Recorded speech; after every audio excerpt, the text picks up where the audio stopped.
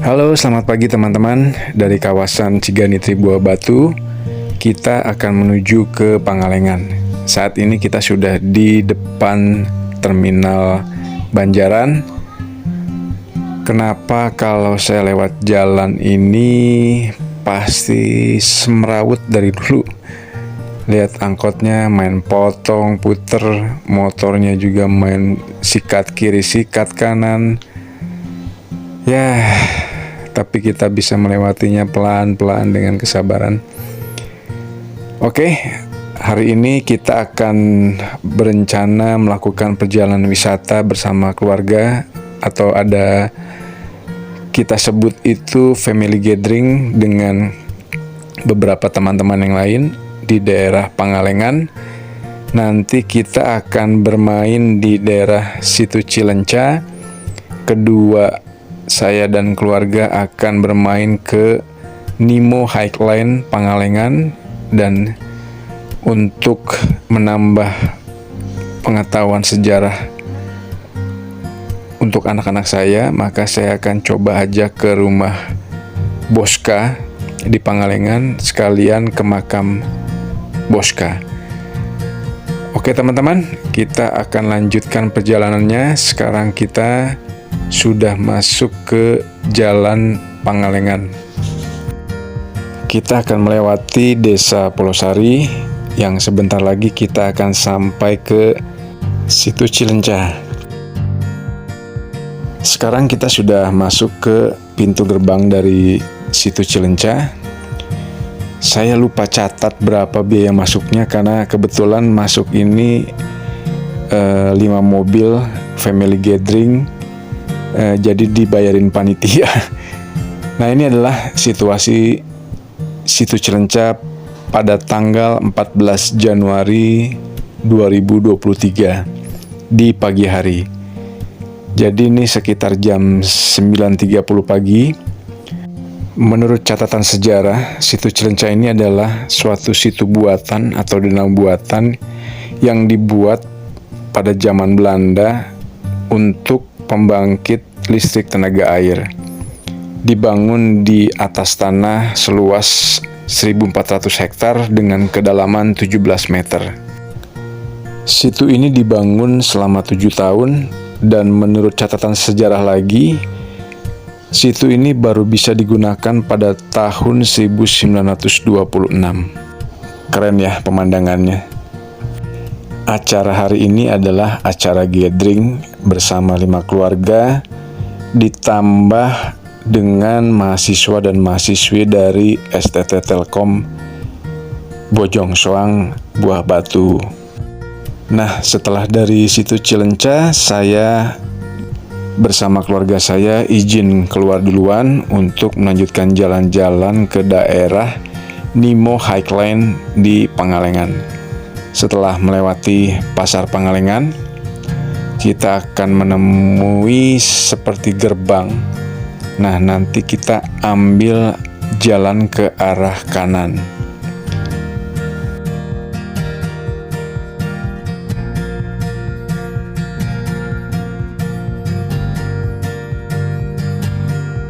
Nah, info buat teman-teman, jalan menuju Nemo Highline ini sebagian besar sudah dicor beton seperti saat ini. Jalannya cukup halus, tetapi sebagian lagi kita akan bertemu dengan jalur off-road seperti saat ini. Sayang banget ya, coba kalau jalannya ini juga dibeton sampai ke daerah tujuan Highline. Dan saya yakin pasti dari pemilik Highline ini suatu hari akan melanjutkan pengecoran betonnya. Nah, sekarang kita sudah sampai ke daerah di mana jalan pintu masuknya ini sudah di paving block. Nah, ini dia. Oke, teman-teman, kita ambil karcis dulu, langsung cari parkir. Sekarang kita sudah di tempat parkir. Nah, ini situasi kondisinya cukup ramai. Plat luar juga cukup banyak. Nah, itu pintu masuk ke daerah Nemo Highline-nya. Sayang kondisi parkirnya itu masih lapisan tanah dengan lapisan batu yang keras, dan beberapa kali batunya sangat tajam, jadi takut menyobek ban. Sekarang kita sudah masuk ke Nemo bagian dalam.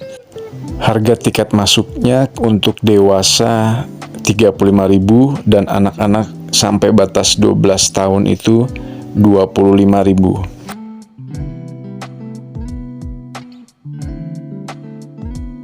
Setelah membeli tiket, kita akan masuk ke daerah food court dengan berbagai macam makanan. Di Nemo ini ada 3 outlet makanan. Yang pertama food court ini, nanti yang kedua restoran, yang ketiga seperti saung-saung. Nah, untuk bisa naik ke bagian atas dari Nemo, kita akan naik ke mobil pengantar, bentuknya seperti angkot ya. Tapi ini sudah masuk ke dalam harga tiket yang disebutkan tadi. Nah, ini mobil-mobilnya. Sekarang kita sudah naik dan ini sudah sampai ke bagian atas. Jaraknya juga dari naik tadi sampai atas sebenarnya tidak terlalu jauh, tapi menanjak cukup tajam. Ada flying fox juga di sini. Nah, ini pemandangannya dari atas. Turunnya cukup jauh, teman-teman. Nah, itu kabel dari flying fox-nya. Nah, itu turunnya di ujung bukit itu tuh. Sangat jauh. Anak saya mau naik, tapi kalau udah turun bingung baliknya lagi. Nah, ini pemandangan di sisi sebaliknya.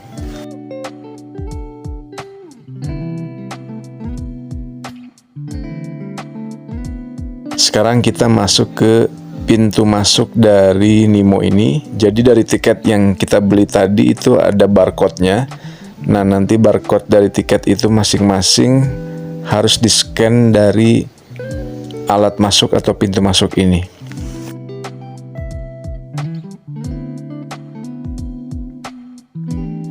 Nah, setelah kita scan barcode tadi, kita sekarang sudah di dalam. Nah, inilah pemandangan dari Gunung Malabar. Cantik ya pemandangannya. Nah, ini restorannya, dimana kita bisa memesan menu dingin dan menu panas di restoran ini. Nanti kita akan melewati orang Nemo bilang sih glass bridge, tapi sebenarnya jembatan ini terbuat dari beton yang pondasinya menggunakan besi baja, tapi dinding pegangan dari jembatan ini yang dari kaca.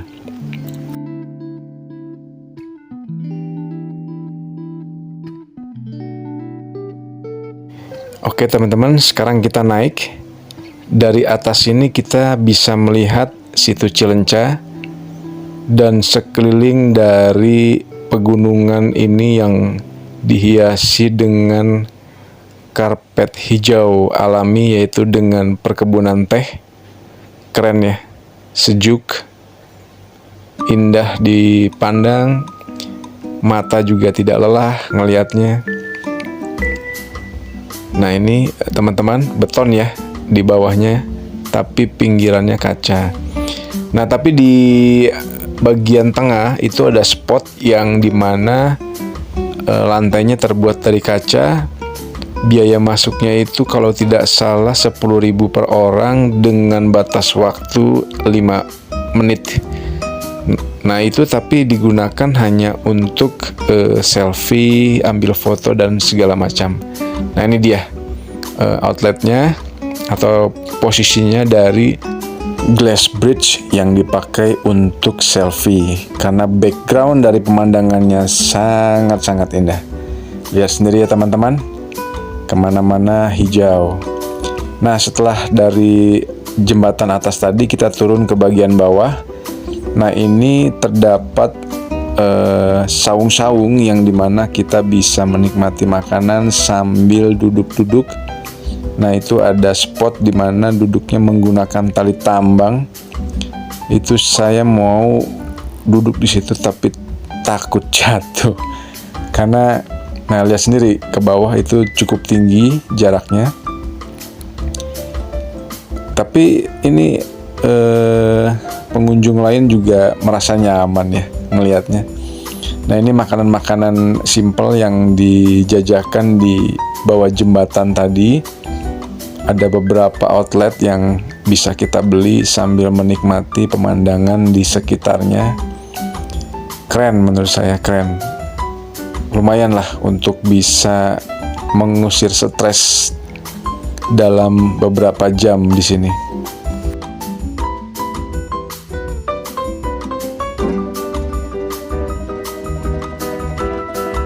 Nah, arah balik dari outlet makanan tadi, kita akan menemui Sedi Cafe, di mana menunya di sini justru banyak kopi dan makanan pendampingnya berupa Indomie.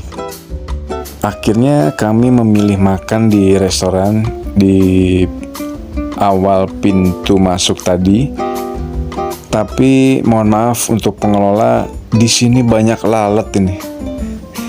Nah ini pemandangan ketika kabut turun ya.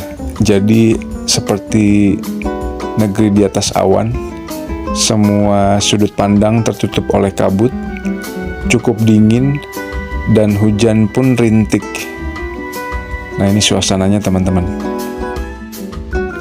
Nah sehabis menikmati pemandangan di Nemo Highland, saya dan keluarga kembali melanjutkan perjalanan menuju rumah Bosca.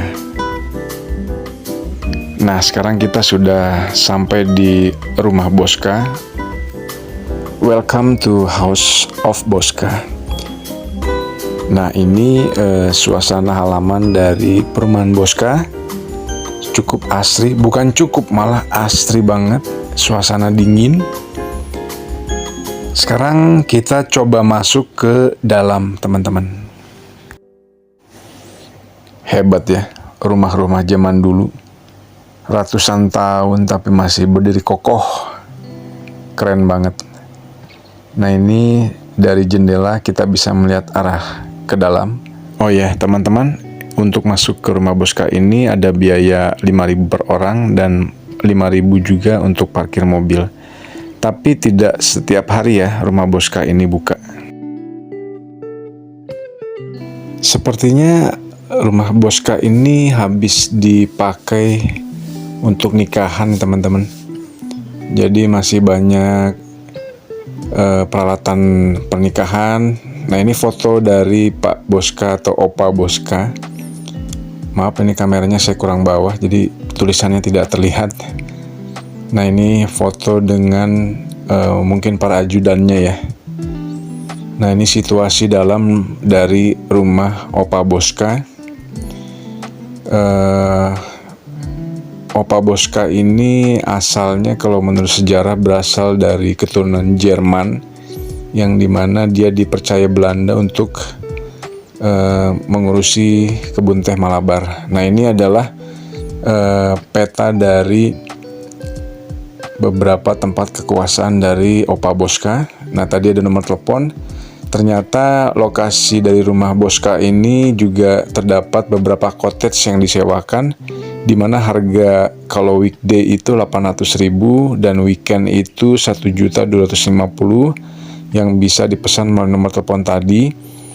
Nah untuk cottage-nya itu terdiri dari 2 kamar dan 3 double bed.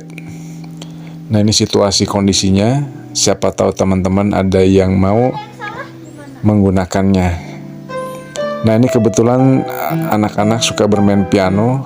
Piano ini terbuat tahun 1837. Oh my god.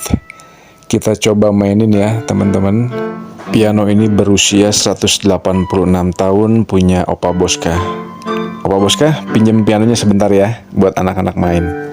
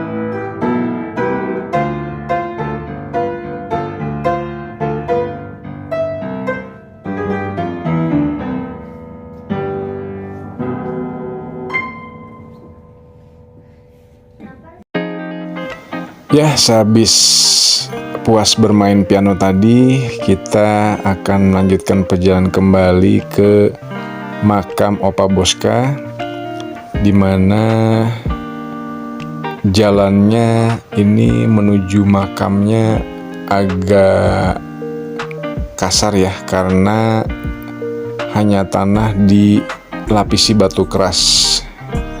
Dan sesuai keinginan beliau, menurut sejarah yang saya baca, Opa Boska ingin sekali dimakamkan di pertengahan kebun teh. Nah, ini kita sudah turun. Kita menuju makam dari Opa Boska. Ini suasananya, teman-teman.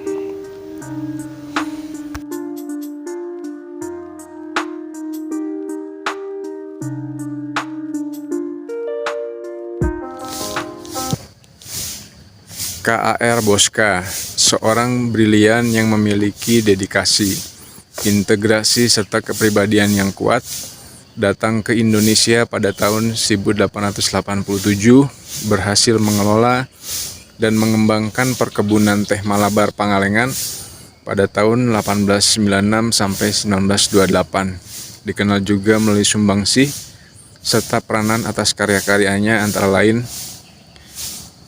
ITB ya, sebagai Institut Teknologi Bandung, terus Societe Concordia saat ini dikenal sebagai Gedung Merdeka Bandung, Konferensi Asia Afrika, Observatorium Boska atau Gedung Peneropong Bintang yang memiliki lensa terbesar di dunia di saat itu, dan beberapa karya-karya besar lainnya. Peristirahatan yang terakhir di sini adalah tempat beliau bertetirah di sela-sela kesibukannya sehari-hari. Nah, ini suasana makam dari Opa Boska yang meninggal pada tahun 1928, tepatnya tanggal 26 November 1928. Nah, ini pusaranya dari Opa Boska. Maaf, kami sekeluarga tidak masuk dulu karena ada yang sedang berdoa di dalam. Nah, kita coba ke belakang dari makam ini biar tahu keadaan sekelilingnya seperti apa.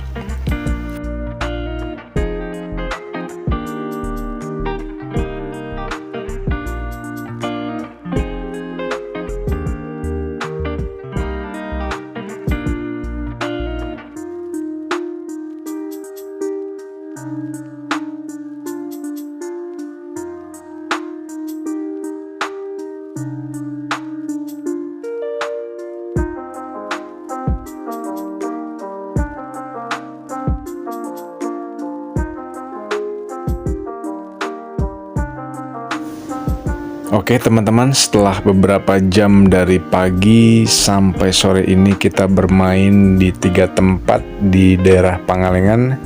Sekarang waktunya kita pulang. Teman-teman, oke, jangan lupa subscribe, like, komen, dan share. Semoga informasi ini bermanfaat bagi teman-teman semua. Salam sehat selalu. God bless you. Bye-bye.